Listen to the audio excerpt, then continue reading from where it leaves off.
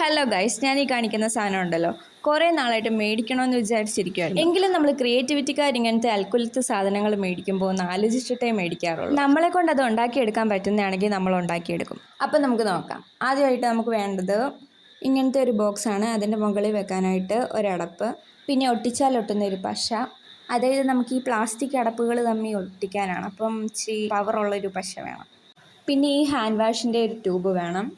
പിന്നെ നമുക്ക് കത്രികയും കമ്പിയും ഒക്കെ വേണം. അതൊക്കെ വഴിയെ പറഞ്ഞു തരാം. ആദ്യം നമുക്ക് ഇതിൻ്റെ അടപ്പുകൾ തമ്മിലൊന്ന് ഒട്ടിച്ചു കൊടുക്കണം. അപ്പോൾ ഞാനിവിടെ ഒട്ടിച്ചെടുത്തിട്ടുണ്ട്. പിന്നെ ഈ ട്യൂബ് ബോക്സിൻ്റെ നീളത്തിനനുസരിച്ച് മുറിച്ചെടുക്കണം. പിന്നെ ഈ ബോക്സിൻ്റെ ഇവിടെ ആയിട്ട് ചെറിയ വട്ടത്തിലൊന്ന് മുറിച്ചെടുക്കണം.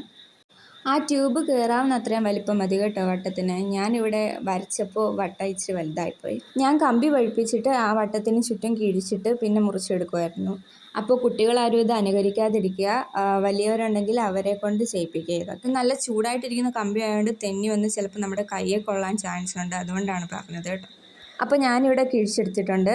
അപ്പോൾ ആ ഉരുകാത്ത ഭാഗങ്ങളെല്ലാം ഞാൻ കത്രിക വെച്ച് കട്ട് ചെയ്ത് വിടുന്നുണ്ട്.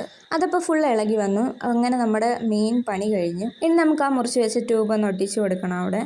അങ്ങനെ നമ്മുടെ പണി കഴിഞ്ഞു ഗായ്സ്. കുറച്ച് ലിക്വിഡ് സോപ്പ് കൂടെ ഒഴിച്ചു കൊടുത്താൽ സെറ്റ്.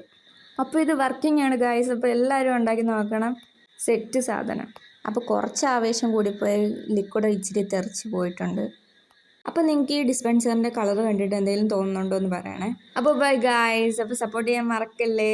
അപ്പോൾ ഇഷ്ടപ്പെട്ട ഒരു ഹാർട്ട് കമൻറ്റ് ചെയ്യണേ.